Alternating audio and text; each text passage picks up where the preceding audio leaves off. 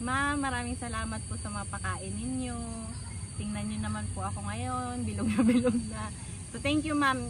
Si ma'am kasi very selfless na alam mo yung na-remind talaga sa kanya, na-remind ako sa kanya ng lola ko na lagi talagang inaalala kong kumain ka na ba, busog ka ba, may pagkain ka ba. So yun talaga yung lagi kong hindi makakalimutan kay ma'am is the caring of a grandma, kasi wala na po akong lola, and nakita ko kay ma'am Eve yun and her genuine concern and love niya sa amin. Kaya ma'am, pasensya na po kung hindi ko nauubos yung mga pagkain yung sobrang sakit na mga ganito ma'am. Thank you po ma'am. Bibili nila ay pangigimaw, dadala yung mga pagkaon sa mga paghahon at sa mga merienda ng pangigimaw napayahin gidimaw sa kanila serving mo si mga pagkaon sa amon.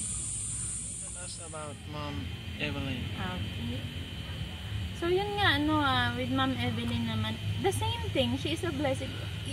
It's a proof that we can be a blessing talaga in our own ways. So sa akin, although si Ma'am Evelyn is the oldest one, I feel like parang siya, breath of fresh air.